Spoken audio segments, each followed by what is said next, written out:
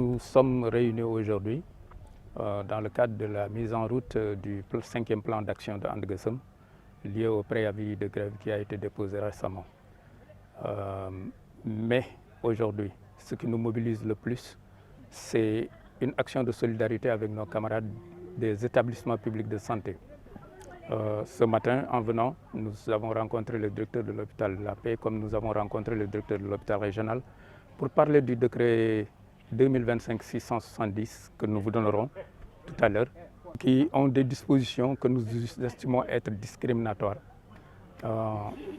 des dispositions qui sont des ruptures d'égalité et d'équité des travailleurs, en ce sens que dans l'éligibilité au niveau du conseil d'administration du représentant du personnel, ce décret dispose qu'il faut être nécessairement de la hiérarchie A.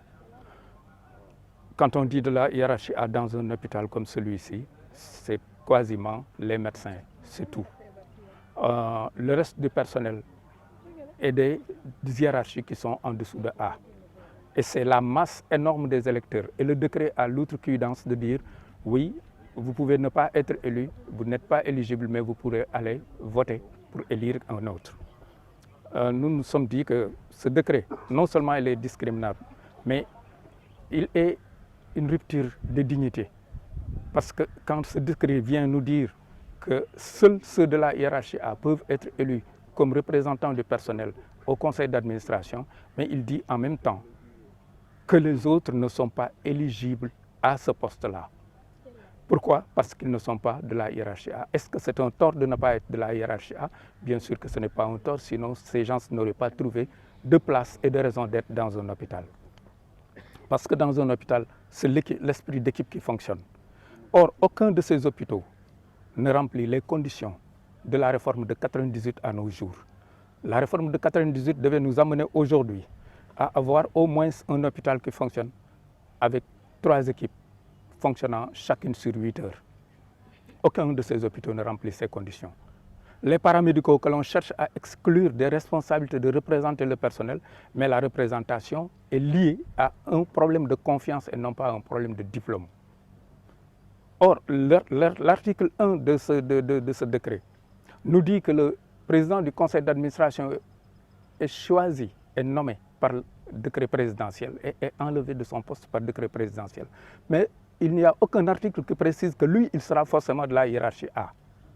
Donc il y a des zones d'ombre et des angles morts sur lesquels nous avons voulu attirer l'attention des uns et des autres et pour lesquels aussi nous engageons la bataille aujourd'hui pour que ce décret soit revu et corrigé ou bien qu'il ne soit pas mis en activité dans les centres hospitaliers.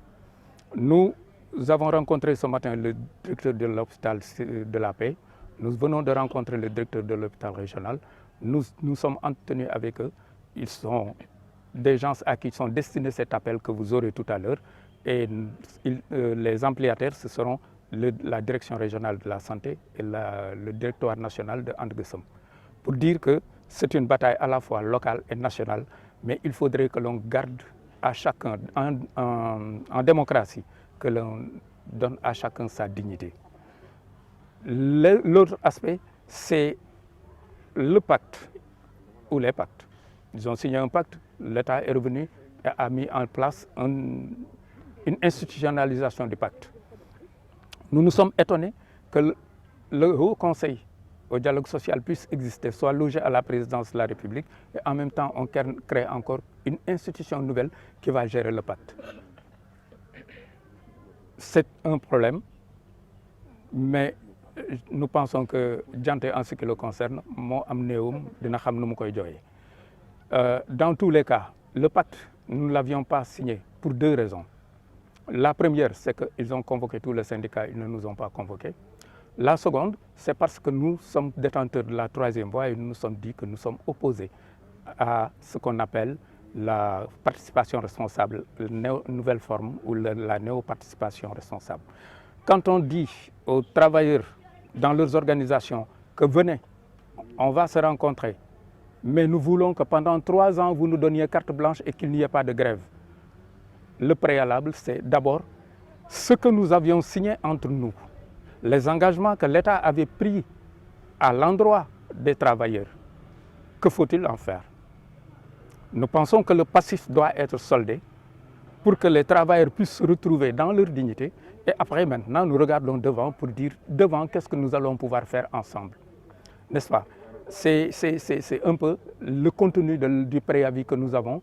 Et ce préavis réaffirme le fait que nous n'avons pas été signataires de pacte. Nous continuons dans la logique qui est la nôtre, qui est que nous sommes une troisième voie de lutte syndicale qui ne respecte que ses engagements et qui entend faire respecter par les pouvoirs publics leur propre signature.